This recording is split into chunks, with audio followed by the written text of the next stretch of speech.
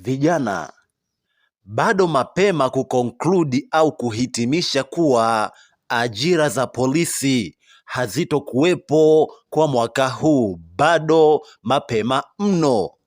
Lakini kama ikitokea ajira za jeshi la polisi hazitotoka mwaka huu, ukweli ni huu: ukikaa tu kusubiri ajira za polisi ikifika mpaka mwezi wa 10 mwaka huu, inabidi uwe na plan B yenye nguvu.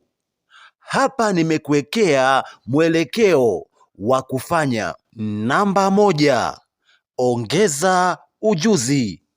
Kwenye mabano kwa kizungu unaweza kusema ongeza skills.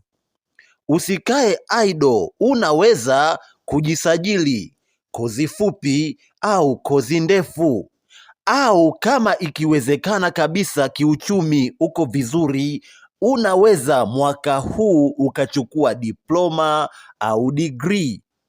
Fani nzuri mfano kama vile fani za afya pamoja na nyinginezo, lakini unaweza ukachukua fani za ufundi kama udereva, welding, plumbing pamoja na fani nyinginezo za ufundi zenye soko. Option namba 2 ni kutafuta kazi ya muda, mfano kazi ya ulinzi au kazi ya sales.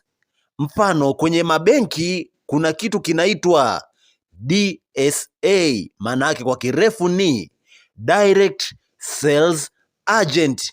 Unaweza ukaenda benki ukaulizia kama hizi nafasi za DSA zinapatikana, ukaomba pamoja na kazi nyinginezo. Option namba 3 ni kajitolee.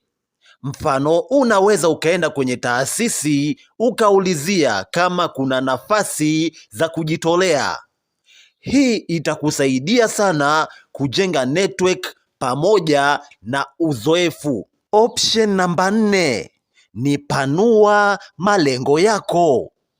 Usiweke maisha yote kwenye jeshi la polisi pekee. Panua malengo yako. Mfano kuna JWTZ, kuna jeshi la magereza, kuna zima moto, kuna uhamiaji, kuna TFS, kuna TAWA pamoja na vyombo vingine vya ulinzi. Kwa hiyo panua malengo yako, usiweke maisha yako yote au malengo yako yote kwenye polisi pekee. Mwisho, usiache mazoezi ya mwili, lakini endelea kuwa na nidhamu. Asante sana, nikutakie siku njema.